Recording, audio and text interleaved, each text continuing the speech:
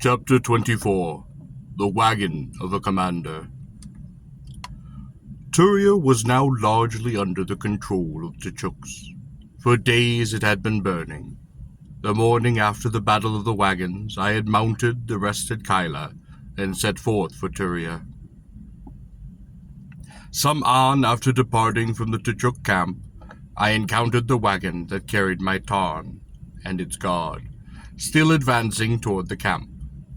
The wagon carrying Harold's Tarn and its guard accompanied it. I left the Kyla with the Tchuks and mounted my Tarn, and in less than an on saw the shimmering walls of Turia in the distance, and the veils of smoke rising over the city. The house of Safrar still stood, and the tower that had been fortified by Hakil's Tarnsmen. Aside from these, there remained few pockets of organized resistance in the city, though here and there in alleys and in rooftops small groups of Turians furtively and sporadically attempted to carry the war to the invaders. I and Kamchak expected Safrar to flee by Tarn at any moment, for it must now be clear to him that the strike of the Paravashi against the Tchuk wagons and herds had not forced Kamchak to withdraw. Indeed, his forces were now supplemented by Katai and Kasars, a development which must have horrified him. The only reason that occurred to me why Safrar had not yet fled was that he was waiting in Turia for an excellent reason, possibly the arrival on Tarnback of the Grey Man, with whom he had negotiated apparently to secure the Golden Sphere. I reminded myself, beyond this, that if his house should actually be forced, and himself threatened, he could always flee, with relative safety at the last moment, at abandoning his men, his servants, and slaves to the mercy of the ravaging Tchuks. I knew that Kamchak was in constant touch, by means of his riders, with the wagons of the Tchuks, and so I did not speak with him of the looting of his wagon, nor of the fate of Afris of Turia, nor did I deem it well to speak to him of Elizabeth Cardwell, for it seemed evident that he had sold her, and that my inquiry, to a Tchuk mind, might thus appear prying or impertinent. I would discover, if possible, her master, and his whereabouts independently. Indeed, for all I know, perhaps she had been abducted by raiding Paravashi, and none among the Tchuks would ever know. I did ask Kamchak why, considering the probabilities, that if the Katai and the Kasars would not have come to the aid of the Tchuks, he had not abandoned Turia, and returned with his main force to the wagons. "It was a wager," said he, "which I made with myself." "A dangerous wager," I had remarked. "Perhaps," he said, "but I think I know the Katai and the Kasars." "The stakes were high," I said. "Oh, they are higher than you know," he said. "I do not understand," I spoke. "The wager is not yet done," he said. But he would speak no more. On the day following my arrival in Turia, Harold on Tarnback, relieved at his request of the command of the wagons and herds, joined me in the palace of Phanius Termus. During the day and night, taking hours of sleep where we could, sometimes upon the rugs of the palace of Phanius Termus, sometimes upon the stones of the streets by watchfires, Harold and I, at Kamchak's orders, performed a variety of tasks, sometimes joining upon the fighting, sometimes acting as liaison between him and other commanders, and sometimes merely positioning men, checking outposts and reconnoitering. Kamchak forces, upon the whole, were so dispersed as to push the Taurians toward two gates, which he had left open and undefended, thus providing a route of escape for civilians and soldiers who would make the use of it. From certain positions upon the walls we could see the stream of refugees fleeing that burning city. They carried food and what possessions they could. The time of the year was the late spring. The prairie's climate was not unkind, though occasionally long rains must have made the lot of the refugees fleeing toward their other cities miserable. There were occasional small creeks across the paths of the refugees, and water was available. Also Kamchuk, to my pleasure but surprise, had his men divert the flocks and some Turian bosk after the refugees. I asked him about this, for Tchuk warfare, as I understood it, was complete, leaving no living thing in its wake, killing even the domestic animals and poisoning the wells. Certain cities burned by the Wagon's peoples more than 100 years ago were still said to be desolate ruins between their broken walls, silent save for the wind and the occasional footfall of a prowling sleen hunting for urts. "The Wagon people need Turia," said Kamchak simply. I was thunderstruck, yet it did seem to be true, for Turia was the main avenue of contact between the Wagon peoples and the other cities of Gor, the gate through which trade goods flowed to the wilderness of grasses that was the land of the riders of the Kaila and the herds of the Bosk. Without Turia, to be sure, the Wagon peoples would undoubtedly be the poorer. "And," said Kamchak, "the Wagon people need an enemy." "I do not understand," I said. "Without an enemy," said Kamchak, "they will never stand together, and if they fail to stand together, some day they will fall." "This has something to do with the wager you spoke of?" I asked. "Perhaps," said Kamchak. Still, I was not altogether satisfied, for upon the whole it seemed to me that Turia might yet have survived, even had Kamchak's forces wrought much greater destruction than they had. For example, opening but a single gate, and permitting only a few hundred, rather than the thousands, to escape the city. "Is that all?" I asked. "Is that the only reason that many of Turia yet live beyond the city?" He looked at me without expression. "Surely, Commander," he said, "you have duties elsewhere." I nodded curtly and turned and left the room. I was dismissed. Long ago I had learned not to press the Tchuk when he did not wish to speak, but as I left I wondered at his comparative lenience. He professed a cruel hatred of Turia and Turians, and yet he had, considering the normal practices of the Wagon peoples, not noted for their mercy to their helpless foes, treated the unarmed citizens of the city with a unique indulgence, permitting them, upon the whole, to keep their lives and their freedoms, though only as refugees beyond the walls. The clearest exception to this, of course, lay in the case of the more beautiful of the city's women, who were treated, much by Gorean custom, as a portion of the booty. I spent what free time I could in the vicinity of Safrar's compound. The structures about the compound had been fortified by the Tchuks, and walls of stone and wood had been thrown into the streets and openings. Between the buildings, thus enclosing the compound, I had been training some 100 Tchuks in the use of the crossbow, dozens of which had now fallen into our hands. Each warrior had at his disposal 5 crossbows and 4 Turian slaves for the winding and loading of the bows. These warriors I stationed upon the roofs of buildings encircling the compound, as close to the walls as possible. The crossbow, though its rate of fire is much slower than the Tchuk bow, does have a much greater range, and with the crossbows in our hands, the business of bringing Tarns in and out of the compound became proportionally more hazardous, which, of course, is what I intended. In fact, to my elation, some of my fledgling crossbowmen, on the first day, brought down 4 Tarns attempting to enter the compound, though to be sure several escaped them. If we could get the crossbows into the compound itself, perhaps even to the outside walls, we could most practically close the compound to entrance and escape by air. I feared, of course, that this addition to our armament might hasten Safrar's departure, but as it turned out, it did not. Perhaps because the first word Safar had of our intention was the tumbling of a dying Tarn within the walls of the compound. Harold and I chewed on some bosk meat, roasted over a fire built upon the marble floor of the palace of Phanius Termus. Nearby our tethered Kaila crouched, their paws upon the bodies of slain Vers, devouring them. "Most of the people," Harold was saying, "are out of the city now." That is good, I said. Kamchak will close the gate soon, said Harold, and then we shall get to work on Safra's house and that tarn roost of Hakil's.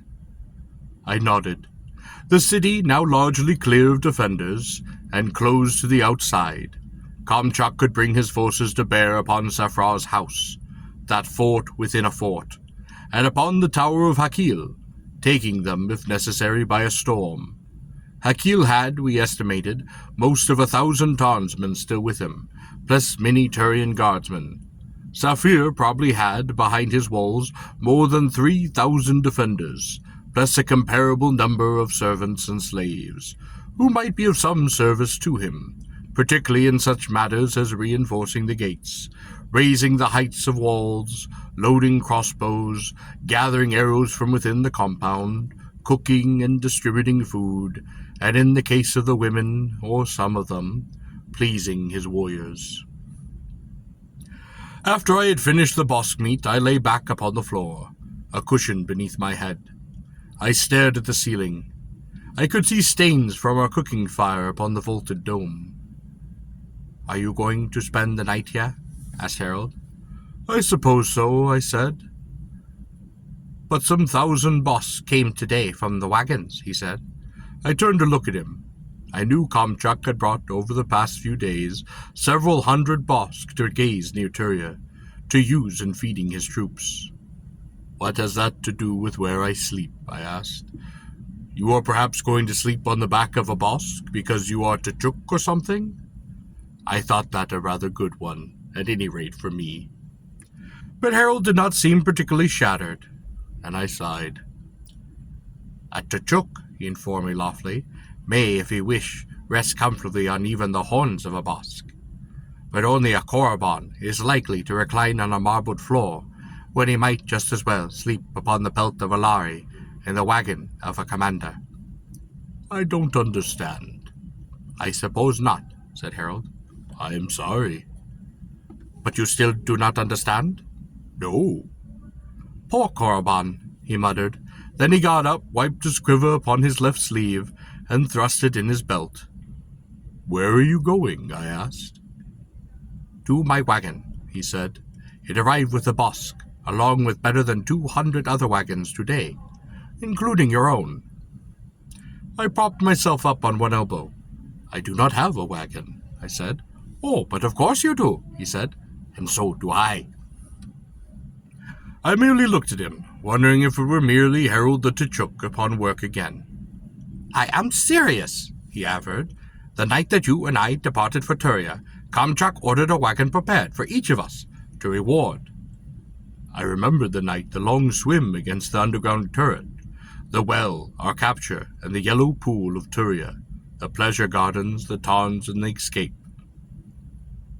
"At that time, of course," said Harold, "our wagons were not painted red, nor filled with booty and many rich things, for we were not then commanders." "But to reward us for what?" I asked.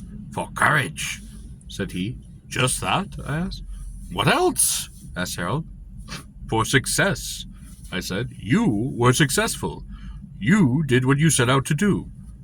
"I did not. I failed. I did not obtain the golden sphere." "But the golden sphere is worthless," said Harold. "Kamchak said so." He does not know its value," I said. Harold shrugged. "Perhaps." "So you see," I said, "I was not successful." "But you were successful," insisted Harold. "How is that?" I asked. "To a Tachuk," said Harold, "success is courage. That is the important thing. Courage itself, even if all else fails, that is success." "I see," I said. "There is something here I think you do not realize," said Harold. "What is that?" "That in entering Turia and escaping as we did, even bringing Tarns to the camp, we, the two of us, have won the courage scar." I was silent, then I looked at him. "But you do not wear the scar." "It would have been rather difficult to get near the gates of Turia for a fellow wearing the courage scar, would it not?" "Indeed it would," I laughed. "When I have time," said Harold, "I will call one from the clan of Scarers and have the scar affixed. It will make me look even more handsome." I smiled at him. "Perhaps you would like me to call for you as well?" inquired Harold. "No," I said. "It might take attention away from your hair," he mentioned. "No, but thank you," I said. "All right," said Harold. "It is well known you are only a Korriban, and not a Tchuk." Then he added, soldierly, "But you wear the courage scar for what you did. Not all men who wear the courage scar do so visibly." I did not speak. "Well," said Harold, "I am tired. I am going to my wagon. I have a little slave there I am anxious to put to work." "I do not know of my wagon," I said. "I gather not," said Harold, "seeing that you apparently spent the night, after the battle, comfortably resting on the floor of Comtrack's wagon. I looked around for you that night, but didn't find you," he said. "Your own wagon, you will please to hear, was among the wagons untouched by the Paravashi, as was mine." I laughed. "It is strange. I did not even know of my wagon." "You would have found out long ago," said Harold, "had you not rushed off to Turia again immediately after our return, when the wagons were moving toward the Thassa. You did not even stop by Comtrack's wagon that day. Had you done so, a Fitz or someone might have told you." "From the Sleen cage?" I asked. "She was not in the Sleen cage the morning of our return from Turia with the Tawns," said Harold. "Oh, I am glad to hear it." "Nor was the little barbarian." "Ah, what became of her?" I said. "Comtrack gave her to a warrior," he said. "Ah. Why didn't you tell me of my wagon?" "It did not seem important." I frowned. "I suppose, however, Korbans are impressed with such things, having a wagon and such." I smiled. "Harold the Tchuk," I said. "I am tired." "Are you not going to your wagon tonight?" I sighed. "I think not." "As you wish," said he. "But I have it well stocked with Paga and Kalna wines from Ar and such." In Turia, even though we had much of the riches of the city at our disposal, there had not been much Paga or Kalna wine. As I may have mentioned, the Turians on the whole favor their thick, sweet wines. I had taken as a share of battle loot 110 bottles of Paga, and 40 bottles of Kalna wine from Tios, Kos, and Ar, but these I had distributed to my crossbowmen, with the exception of 1 bottle of Paga, which Harold and I had split some 2 nights ago. I decided I might spend the night in my wagon, after all. 2 nights ago it had been a night for Paga. Tonight, I felt, was a night for Kalna. I was pleased to learn there would be some in the wagon. I looked at Harold, and I grinned. "I am grateful," I said. "Properly so," remarked Harold. And leaping to his Kyla, he untethered the beast and sprung to his sandal. "Without me," he said, "you will never find your wagon, and I, for one, will dawdle here no longer." Wait, I cried. His collar sprang from the room, bounding across the carpet into the next hole, and then thudding down a corridor toward the main entrance. Muttering after him, I jerked loose the reins of my collar from the column to which I had tethered it. I leapt to the saddle and raced after Harold, not wishing to be left behind somewhere in the streets of Turia, or among the dark wagons beyond the gate. Pounding on wagon after wagon, to find out which one might be mine. I bounded down the stairs of the palace of Phanius Termus, and sped through the inner and outer courtyard, and out into the street, leaving the startled guards trying to salute me as a commander. A few yards beyond the gate, I hauled my kala up short, rearing and pawing the air. Harold was sitting there calmly upon the back of his kala, a reproachful look upon his face. "Such haste," he said, "is not seemly in the commander of 1,000. "Very well," I said, and we walked our Kyla at a stately pace toward Turia's main gate. "I was afraid," I said, "that without you I would not be able to find my wagon." But it is the wagon of a commander," said Harold, as though puzzled, "so anyone can tell you where it is." "I did not think of that," I said. I am not surprised, said Harold. You are only a Korriban. But long ago, I said, we turned you back. I was not there at that time, said Harold. This is true, I admitted. If it were not for your dignity, I remarked, I would settle these matters by racing you to the main gate. Look out, cried Harold. Behind you! I spun the Kyla, whipping my sword from its sheath. I looked it wildly. The doorway, the rooftops, the windows. What? I cried. There, said Cryle, to the right. I looked to the right, but I could see nothing but the side of a brick building. What is it? I cried. It is, cried Harold decisively, the side of a brick building. I turned to look at him. I accept your wager, he cried, kicking his Kyla toward the main gate. By the time I had turned my animal and was racing after him, he was almost already a quarter of a pasong down the street, bounding over the beams and rubbish and litter, some of it even still smoking. At the main gate, I overtook him, and together we sped through it, slowing our mounts. On the other side, at a decorous pace, suitable to our rank. We rode a bit into the wagons, and then he pointed.